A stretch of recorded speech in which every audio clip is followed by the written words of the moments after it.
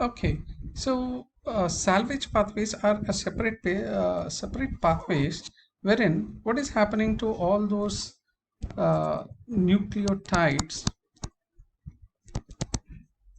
These are getting catabolized into nucleosides, nitrogen bases,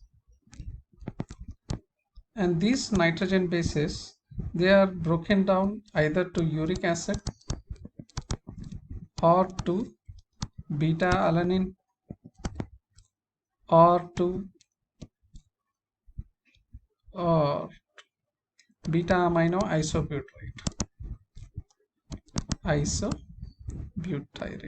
All right. So these nucleotides, they are broken down to uric acid, beta alanine, and beta amino isobutyrate.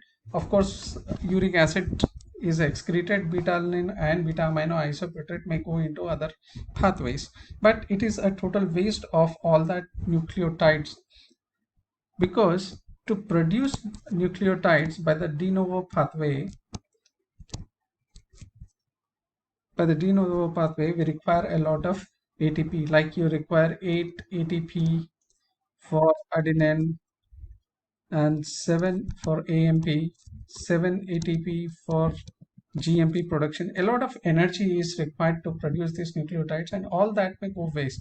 So body has a mechanism wherein this is going to save this energy by converting these nitrogen bases back to their nucleotides, these nucleosides back to their nucleotides.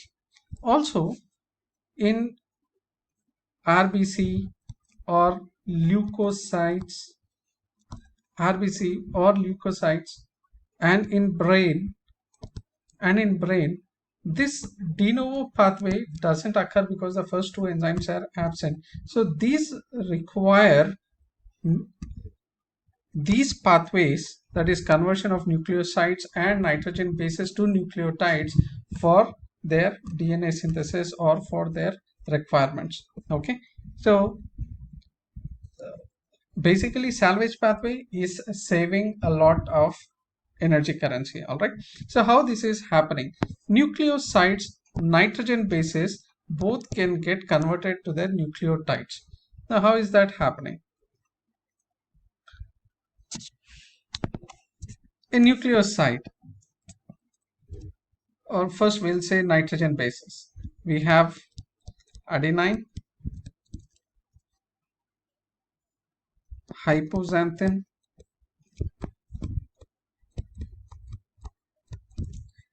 guanine, uracil,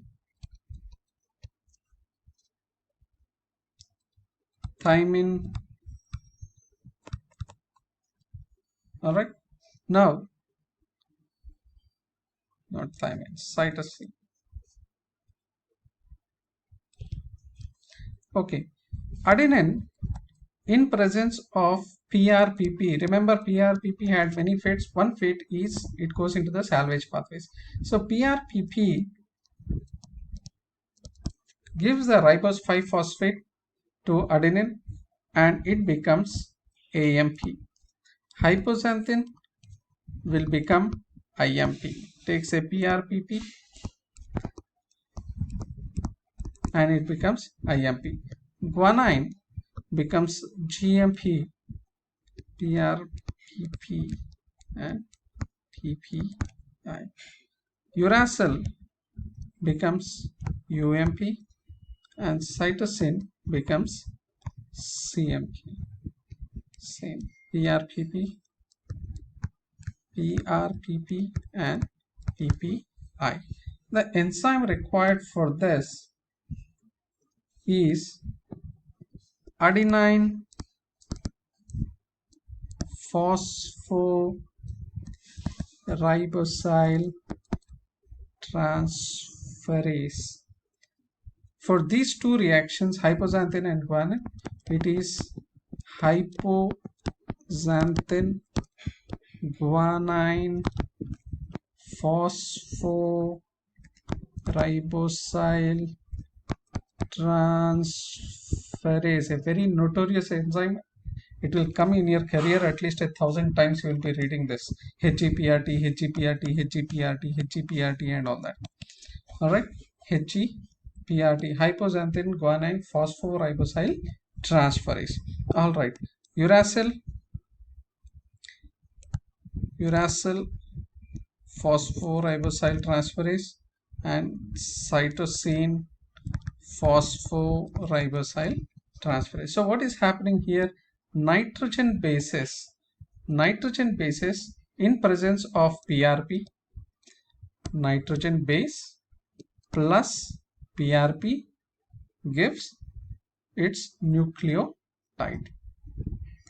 Okay, gives the nucleotide. Now this can happen for purines as well as pyrimidines. What is happening? All that purines, all that nitrogen bases that are formed, all these nitrogen bases that are formed or nucleosides that are formed by catabolism of nucleic acids and nucleotides, they are being salvaged to produce them again, but this time here no energy is required. Here we required ATP, 8 ATP, 7 ATP. So body is trying to salvage all that. All right, now how can nucleosides be converted? Adenosine, guanosine, inosine, all these nucleosides, they'll take an ATP to form ADP. Where did this phosphate grow? It went to adenosine and it became AMP. This became GMP and inosine became IMP. All of them, they require ATP, which forms ADP. What is the enzyme for this? It is kinase. A kinase. Okay, adenosine kinase, guanosine kinase, inosine kinase. So salvages can occur by two methods: nucleotides, which break down to nucleosides in presence of a kinase and an ATP, it becomes nucleotide. Remember what are nucleosides?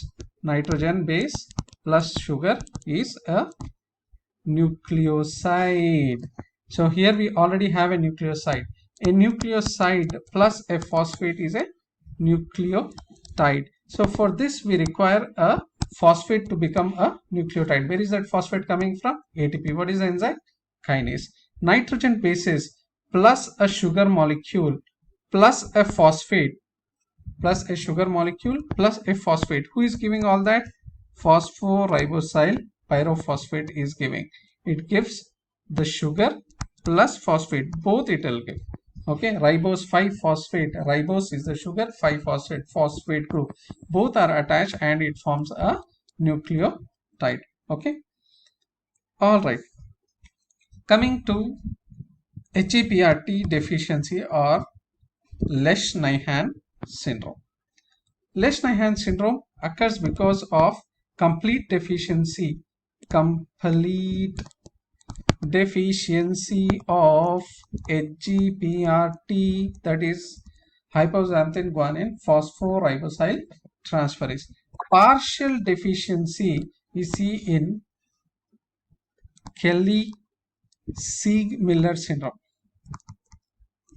Kelly-Sieg-Miller syndrome, we will see partial deficiency. It's what do you say, milder form of your Lesch-Nyhan syndrome. All right, wherein the neurological problem may not be seen. Somewhere on the net I have seen that they have given a very good mnemonic for Lesch-Nyhan syndrome. Lesch is lips and fingers are bitten. Then S is your chorioathetosis. H is HEPRT deficiency. S is self mutilation and E is elevated uric acid level. Also, sorry, this spelling is wrong here. It is Lesch Nyhan syndrome. Okay, Nyhan syndrome. So Lesch-Nyhan syndrome, I know what exactly. Nyhan, Lesch-Nyhan. Okay, Lesch-Nyhan syndrome. So what are the characteristics of Lesch-Nyhan syndrome? First is it is X-linked. If it is X-linked, that means men are affected mostly. 99% of the time it is the men that are affected.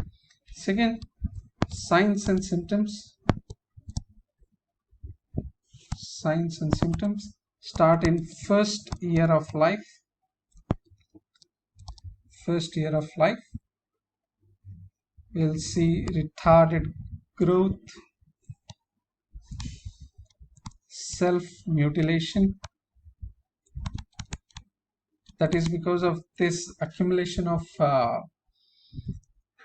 uric acid inside the lips and fingertips as well as near the eyelids. This keeps scratching and itching. Perhaps because of that they try to chip that off. Okay, so they'll have self-mutilation. They'll have chorioathetosis. The movement is abnormal. Okay, chorioathetosis. Mother may find grittiness or gritty uric acid crystals in diapers. Then diagnostically there will be elevated uric acid. Now, why is there elevated uric acid in Lesch-Nyhan syndrome?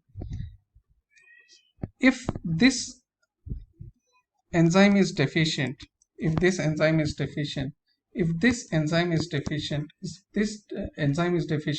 what is happening to the nitrogen bases, hypoxanthine, guanine? They'll get converted or their levels will increase. When their levels will increase, there is an enzyme called as xanthine oxidase and guanine deaminase that will convert it into xanthine, and this xanthine will get converted to uric acid, xanthine oxidase. Okay, when the uric acid level goes more than 6.8 milligrams per deciliter, it will precipitate as uric acid crystals. Okay, so that is the reason why you'll have elevated uric acid in this condition. All right, what is the treatment part? Treatment part is mostly supportive care, because they are there is severe mental retardation, there is chance of self-mutilation, so you have to give a lot of care. You have to protect their tongue, you have to protect their teeth, you have to protect their fingers, you have to protect their eyes because they try to scratch their eyes off. All right, so a lot of supportive care is required. Apart from that, we require hypouricemic drugs, and hope in future you'll have enzyme replacement therapy. Enzyme replacement therapy may be there. Okay, so these are a few pics which I've kept. They have chewed off their nails. This child has bitten its lower lip. Right, so self-mutilation is one of the dramatic feature of this condition. All right, so we'll stop here. With this we finish purine or nucleotide metabolism.